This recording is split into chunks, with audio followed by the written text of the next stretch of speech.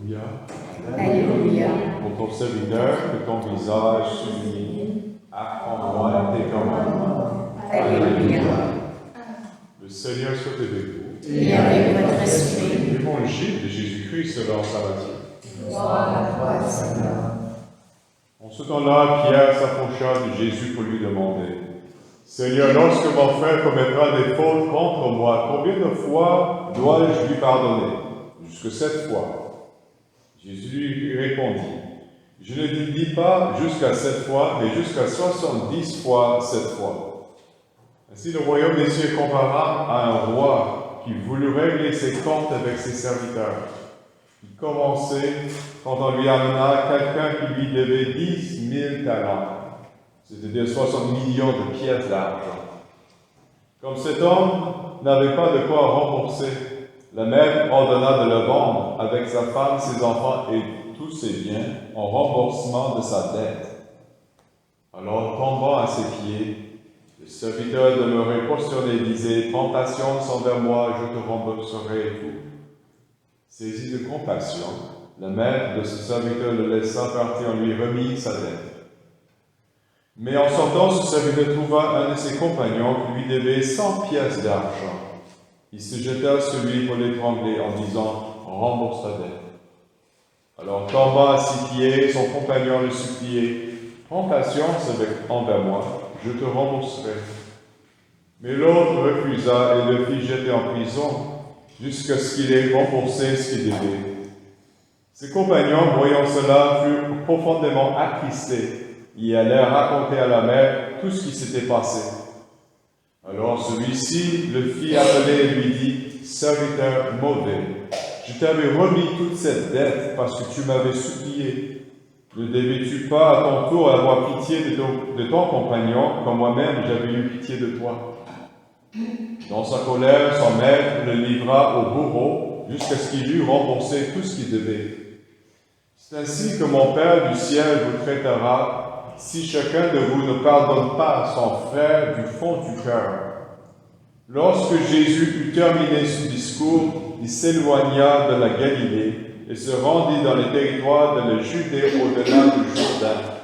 Acclamons la parole de Dieu. Louange à toi, Seigneur Jésus.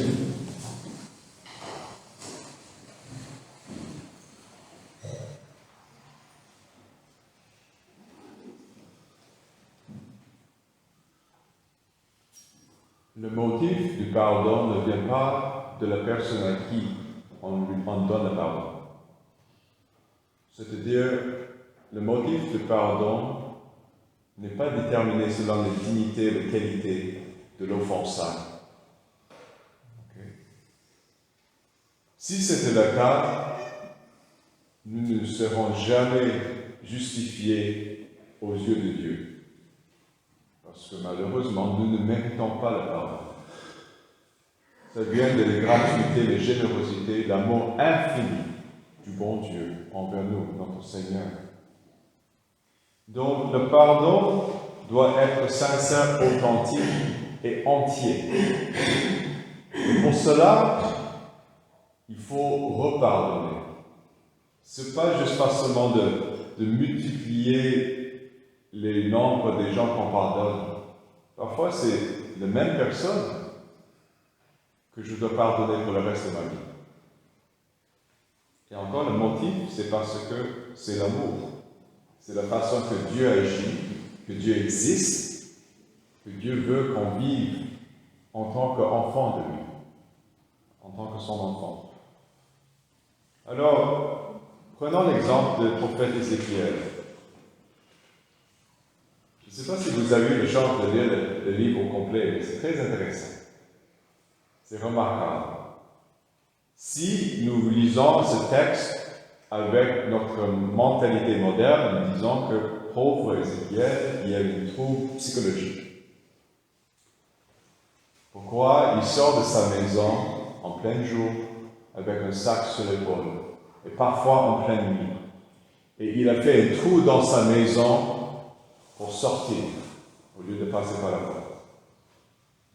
Parce que tout représentait le prononcement du jugement sur le peuple d'Israël qui devait partir en exil. Il était déjà en exil, mais c'est pour que les gens sachent pourquoi ils étaient en exil. Parce que c'est en réponse du jugement du bon Dieu vis-à-vis leur agir, leur action, et en fait, vis-à-vis leur infidélité. Alors, le prophète définitif, c'est notre Seigneur Jésus. Il est prêtre, prophète et roi. Toutes ses actions étaient sacerdotaux. Tous ses actes étaient royaux. Et tous ses actes étaient prophétiques. Okay? Donc, le pardon que le Seigneur nous donne, c'est prophétique. Parce que ça révèle l'amour infini du Père envers nous, envers notre qualité, envers nos blessures. Il veut soigner nos blessures, de nous guérir, de nous pardonner. Et c'est pourquoi, en tant que baptisés, nous sommes aussi liés à ce charisme prophétique royal et sacerdotal.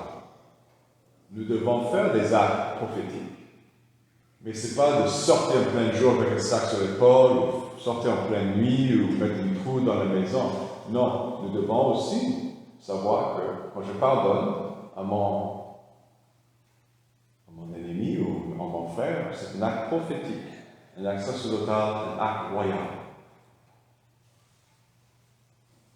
Mais il existe à l'intérieur du royaume des cieux, de l'Église, une minorité des gens qui veulent vivre de manière plus rapprochée, on peut dire, ou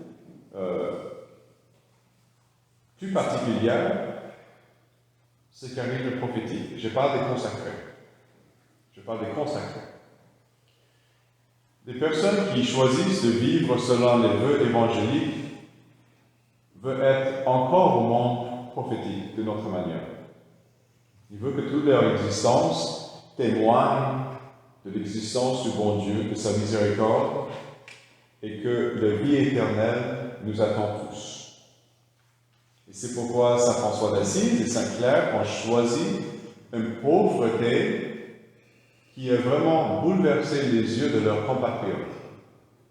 Parce que, comme notre époque, les gens étaient très matérialistes, très attachés à leur confort, à leur table, à leur plaisanterie, à leur façon de vivre dans ce monde bourgeois, privilégié. Donc, ils étaient frappés par leur vie très simple et très pauvre, détachée de tout bien. Donc, c'est une prophétie. Parce qu'au ciel et dans le royaume des cieux, le matériel n'a pas autant d'importance que les biens spirituels. Vous voyez? Donc nous prions pour nos consacrés, nous prions pour la prochaine génération qui veut découvrir la beauté de ce charisme prophétique dans la consécration. Et enfin, chaque fois que je sors samedi matin pendant la messe de 4 heures, je suis frappé de voir que les voitures sont stationnées l'un à côté de l'autre dans la rue ici de Dollard. On ne voit pas ça ailleurs. Okay, donc c'est un privilège accordé par la ville. Nous avons un droit acquis que pendant la liturgie, parce qu'on n'a pas de stationnement, les gens peuvent rester en double légalement pendant la liturgie. On voit ça aux États-Unis, mais c'est illégal. Mais il y a juste trop de gens qui le font, bon, la police ne peut rien faire. Mais ici, c'est légal. C'est prophétique. Parce que les gens savent de la ville, il y a quelque chose qui se passe à l'intérieur de l'Église. C'est quelque chose en lien avec le bon Dieu. Et c'est quelque chose d'important pour ces gens-là. Peut-être, par curiosité, je vais entrer un jour pour voir ce qui est là-dedans. Okay? Donc, ce sont des gestes prophétiques, parce que ce sont des gestes des enfants de Dieu. N'oubliez pas que tout ce que nous faisons du bien est prophétique, il témoigne de la présence de Dieu dans notre vie. Amen.